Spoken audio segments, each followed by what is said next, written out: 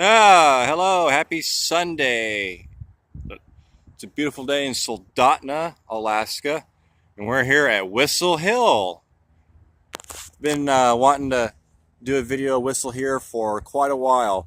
Unfortunately, since I'm here on a Sunday, um, most of the businesses are closed here on site. So we'll just have to just make do with what we have, and hopefully the next time I come down here we can show up here when they are open. All right, so let's get started.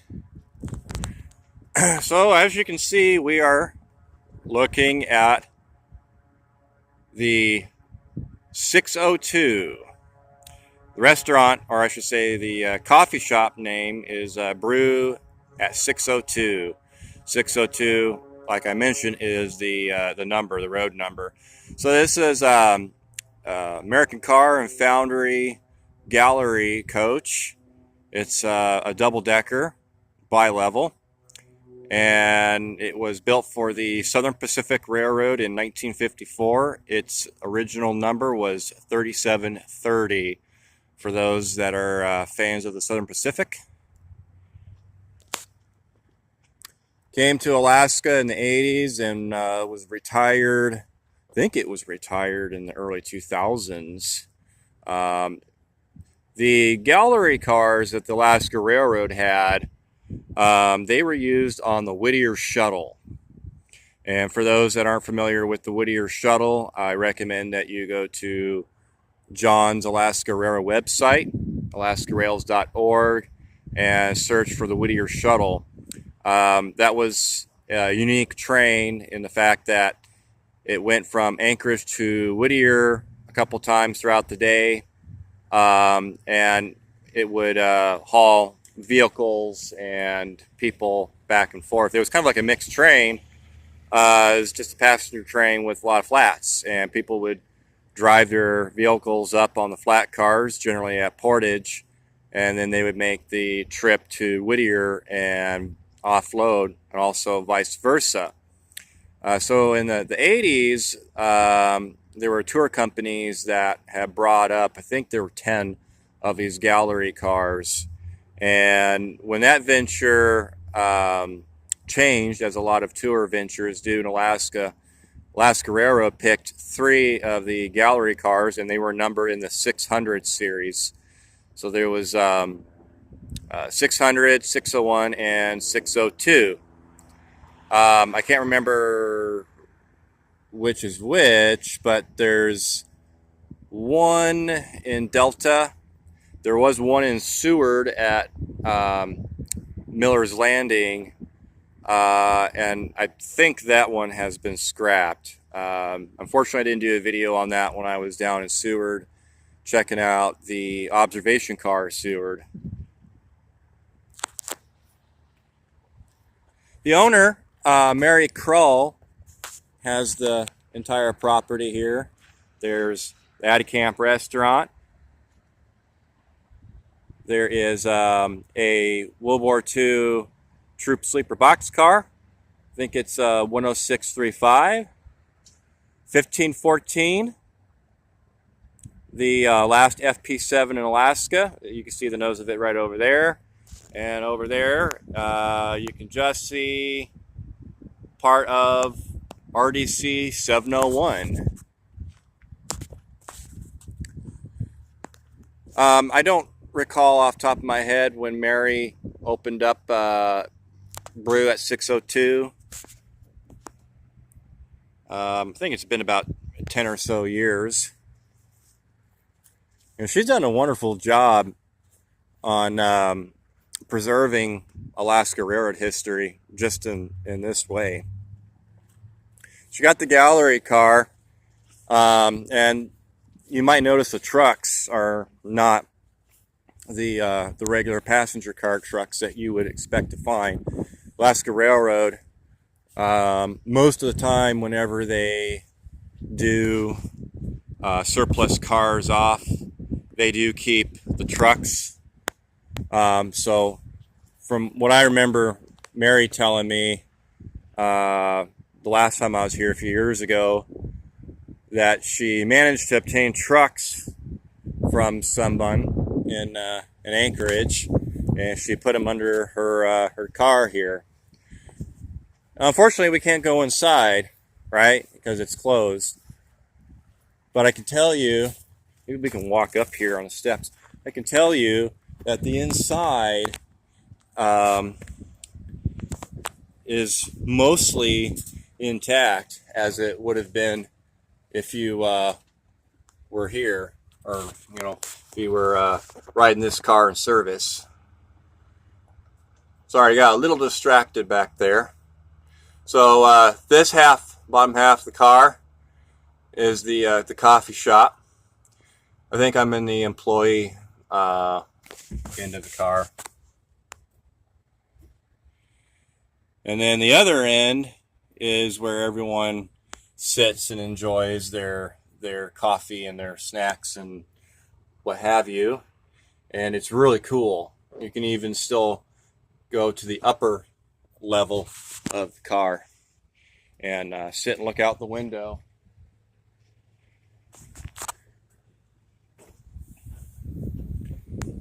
I'm also here at a time of day when the sun's going to be not in a fantastic position, so there is probably going to be some glare here and there on this video.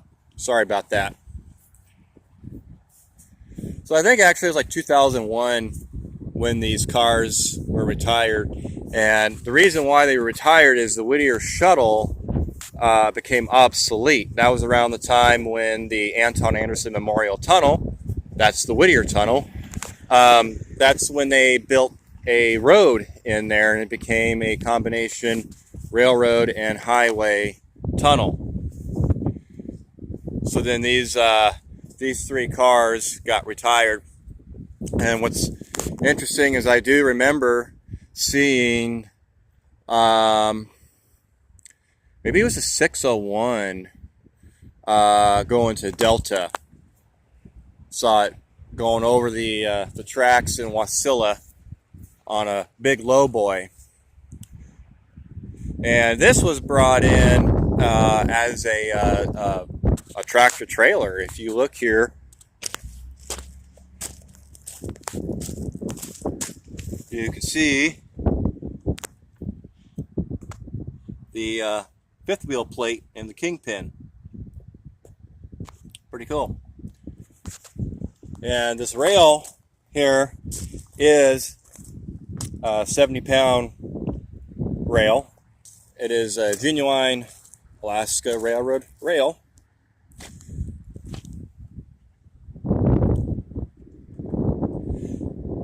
Inside the car here, there's a lot of prints, yearly prints from the railroad that the railroad puts out every year. So again, unfortunately, they're closed today, so we can't go inside and take a look. Maybe we can go up to the glass here.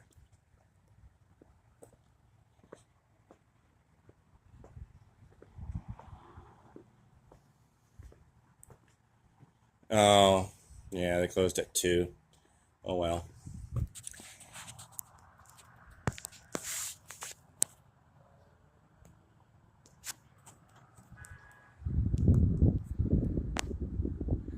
Yeah, and in here, I mean, you can already see a lot of the prints. And you can see there's a beaver right there. Hey, maybe that's a Marty Wetherell.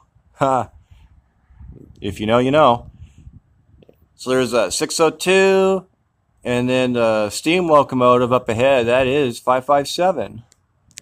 So again, Mary's done a wonderful job on preserving and showing Alaska's railroad history. So let's go over here to the 701.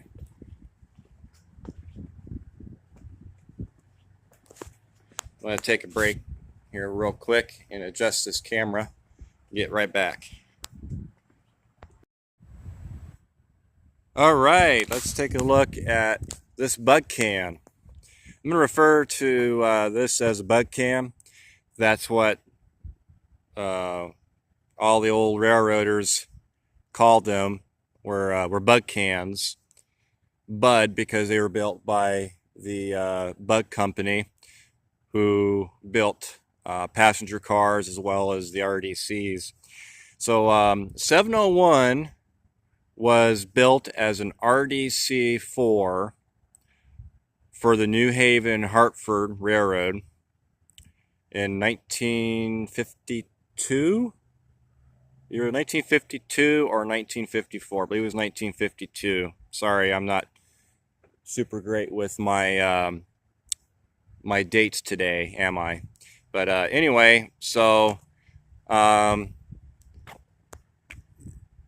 this was also in turn rebuilt to an RDC-2 later in life, and then it was then in turn later modified to have a larger baggage area than the 711 and 712. Alaska Railroad had 4 Bud RDCs for service. The 5th one, which was numbered on paper 721, was RDC-1, and it was for parts.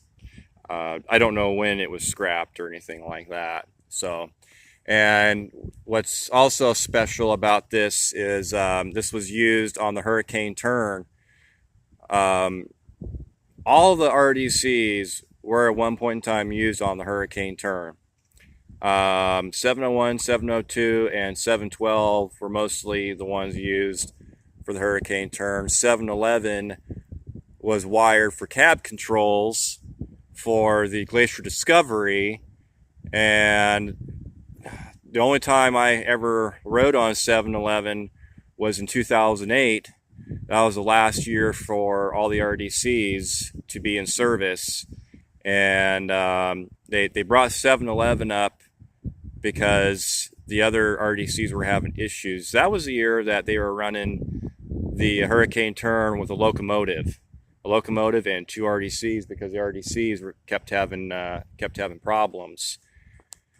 And so 711 came up for a short period of time, and I've got had a lot of rides on old 701 here. So it's really cool to see that it's here. It still survives. Guess the railroad decided to pull the engines out, so it's demotored. Now 701 stayed on the rosters for quite a while, even after they were retired, and this was used in maintenance away as a work car or a caboose of sorts. 2008 was a year of a lot of change. Well, really 2009, but 2008 was the last year for the RDCs, the last year for a lot of cabooses. A lot of them got retired and sold or scrapped. And the MP15s, the 1550s, there was 4 of them, and they got gone. They were retired. And so 701 stayed around in maintenance away or engineering, and they used it as a tool car of sorts. You know, from what I understood, they didn't really, it wasn't really used that much in that capacity, and they ended up just sidelining it. So let's take a look about how these would work. So there would be an engine here in this slot, and there isn't. So you'd have your engine here, and then that is your differential. So it's very similar to a, say for a truck, right? So you'd have your engine and a transmission, automatic transmission, and a drive shaft that would bolt to this differential, which would drive this axle right here. this would be considered a 1A1, meaning one unpowered axle. The A is powered. So we can go look at this one right here. See?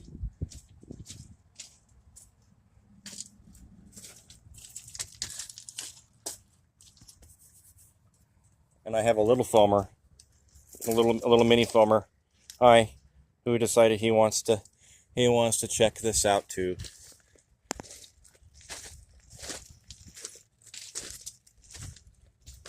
See, it says engine 2 right there.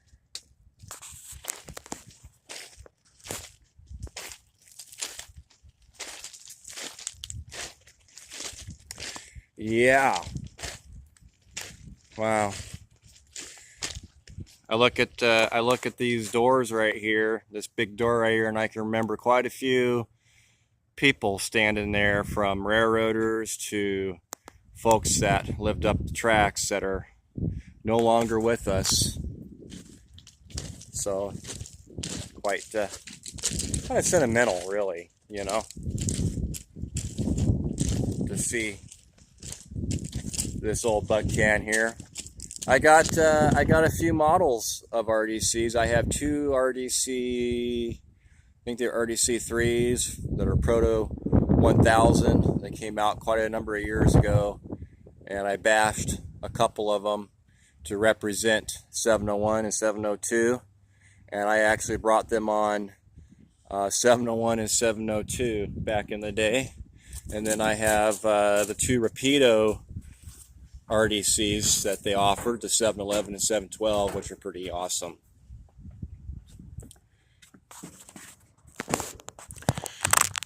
Can't tell if you can see that real well or not, but that is the engineer's compartment right there.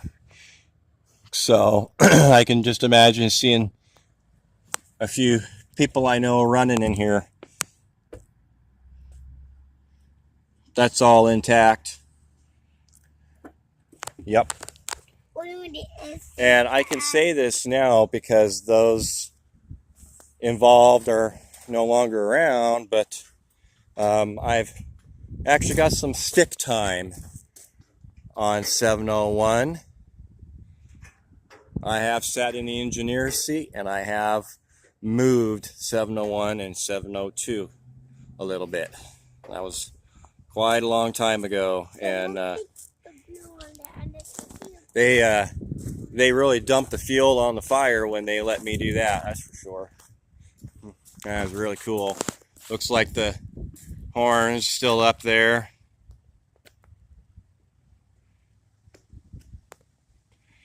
And if you look, you can see, so the horn actually would be sitting on top of that dome thing, which is where the radiators are and where the exhaust stacks come through. So the horns would sit up top there, and you could almost see the mount where the strobes, the flashing strobes, would have been. And that was something that they did in the 80s and 90s.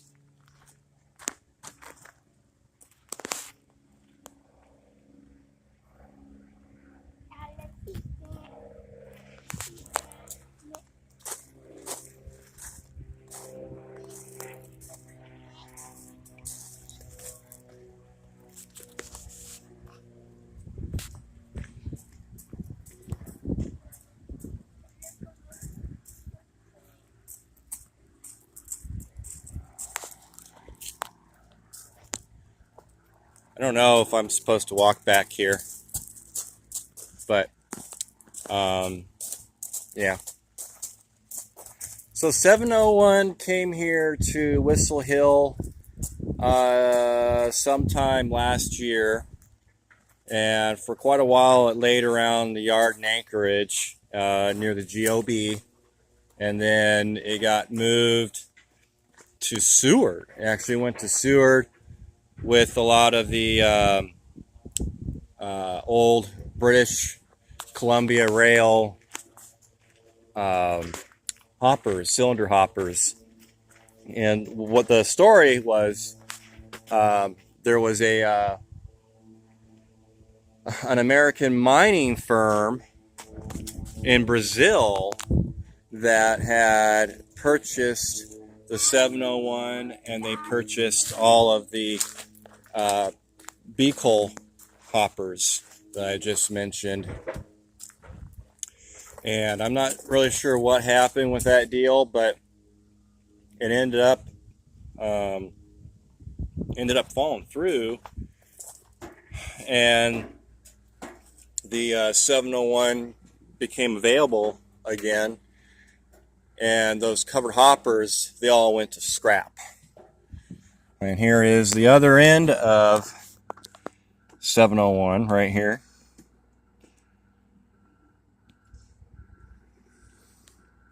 Wow.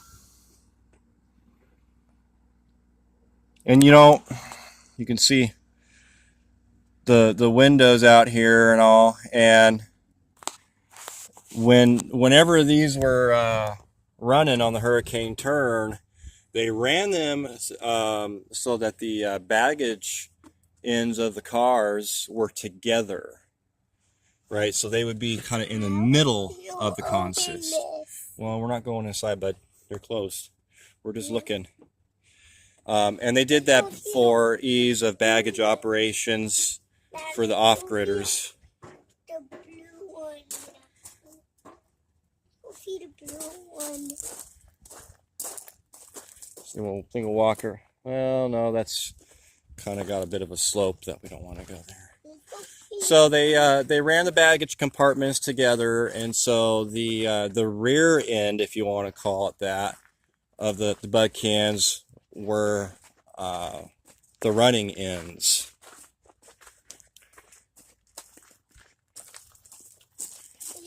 Super cool. Wheels. Those are the wheels. That connects to the diesel train. The blue diesel train. Now the RDCs were rebuilt in what, 2001, 2002, alongside with Canadian RDCs. So that's pretty neat. We're gonna now walk over here. Go see that diesel train. Yeah, we're gonna go over here to the diesel train.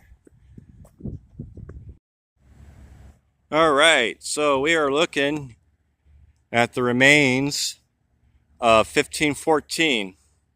1514 is an FP7 with the EMD builder plate 19066. Has a distinction on being the last F7 model locomotive produced by EMD. Built in December of 1953 and was put in service shortly after.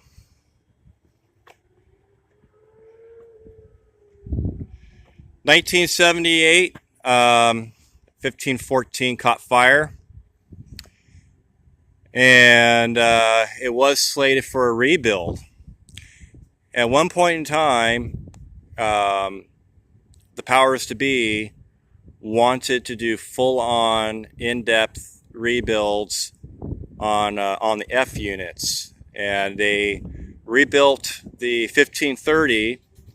The 1530 was basically a GP38-2, but with an F unit body. And 1514 was supposed to be the second locomotive, so I've been told, in that rebuild program. But it took so long to get 1530 rebuilt and done. It was too costly, so the railroad decided to not really do anything more. And it was about that time that HEP, head-end power equipment, was starting to be put into service, and obviously that became favorable over the old steam heated equipment. So it would have been interesting to see if 1514 would have had a head-in power generator, or what it would have had. Also, what scheme would it have worn? Last wore the dot scheme, and we're going to walk over here. An artist down in Homer by the name of Dan Coe created this beautiful mural of 1514. And you can see 1514 in all of her past paint schemes. So this one right here is the original McKinley scheme, right? And she wore that up until the mid-1960s.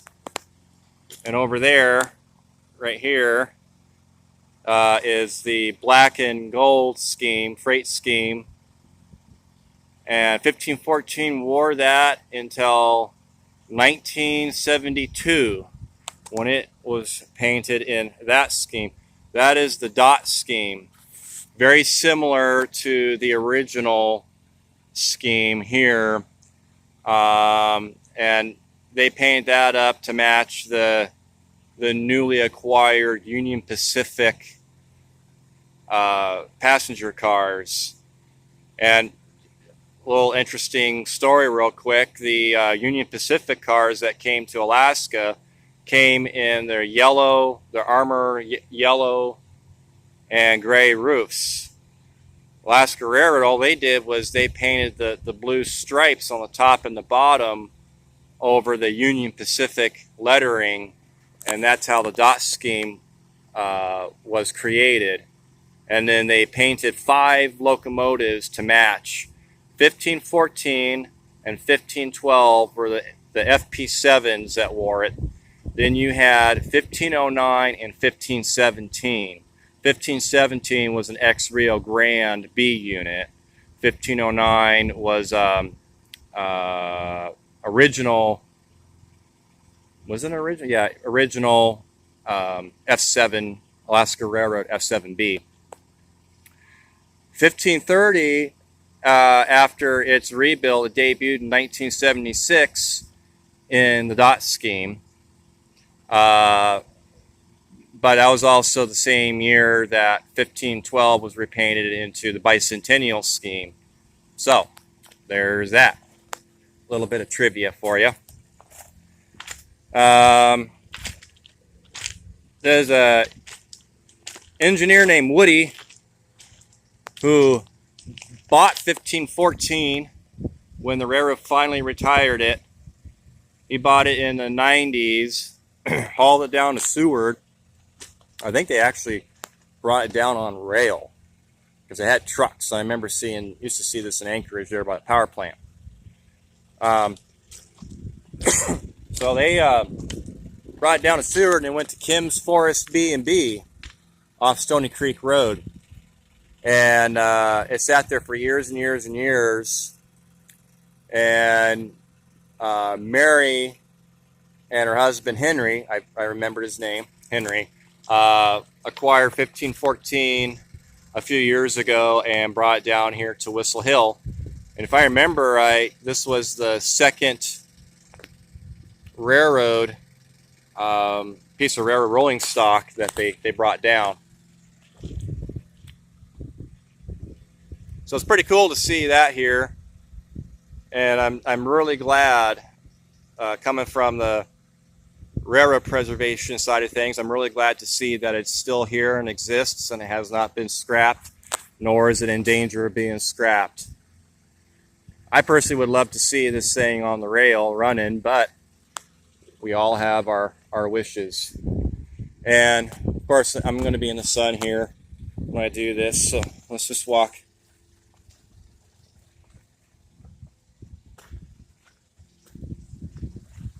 So if you recognize this kitchen car, yes, this is one of the ones from the train wreck in Seward. And it was brought down here last year. If you look at one of my previous videos, I talk about the train wreck and what happened to that whole property and how these cars, or those cars that were there, went to different homes. So Mary obtained the kitchen car here and brought it down. I'm not really sure what she plans on doing with it, but I'm sure it's going to be something cool. So I'll find more out about that next time I visit. And then we're going to take a look at this here. I might have to just drive in here on the way.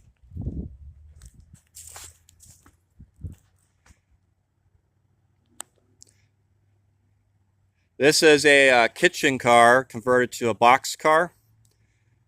And you might have heard me in previous videos talk about the World War II troop sleepers and kitchen cars that were all over the Alaska Railroad.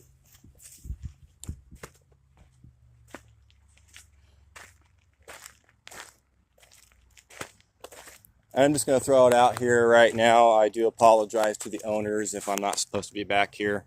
There was not anybody here I could ask. So you can see some of the other lettering that's poking up here. So 10635 was the original road number for this as a box car, as an in-service car, right? 1559E is the number that it carried when it was in maintenance of way. A lot of these cars went to maintenance away when their service lives ended, and then they were run for however many years, and then they were retired and scrapped. There's a few of these still in service today and almost 80 years old. It's amazing. I'm not sure where Mary got this car from.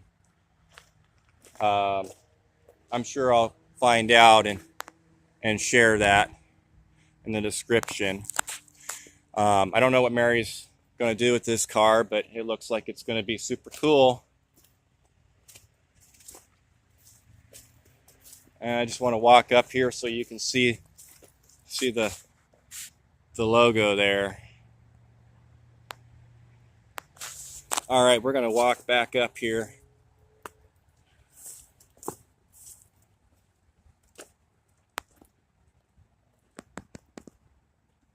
Like I said, Mary's done a really good job on preserving Alaska Railroad history. I appreciate it. I know there's others that also appreciate it.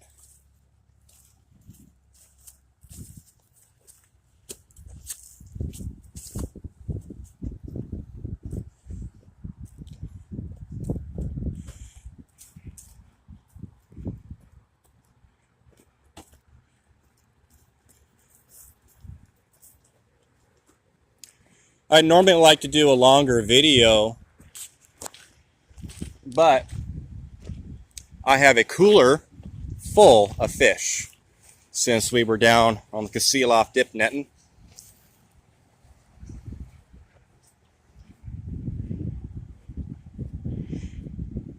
I don't have much information on this car.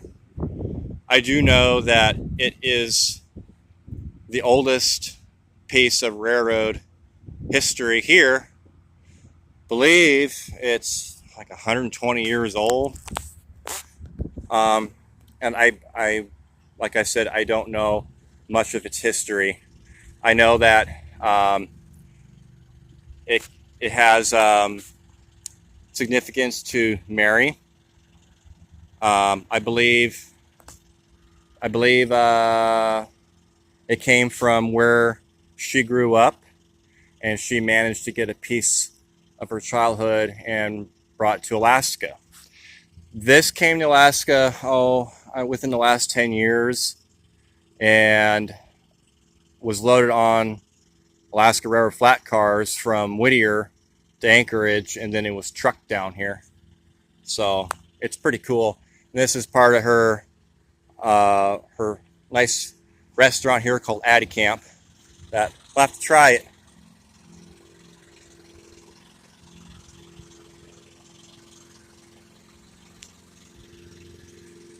Well, it looks like I got left behind.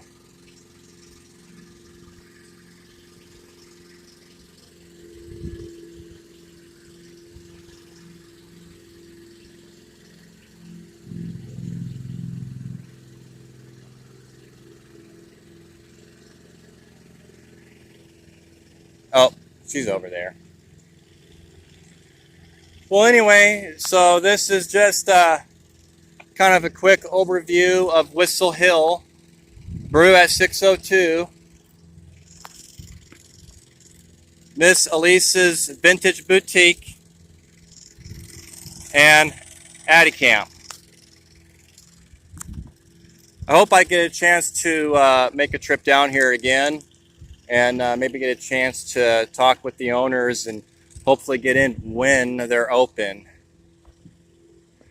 So thanks again for watching. I do appreciate it. Be sure to like and subscribe if you haven't already. I do appreciate all your views. Have a great weekend.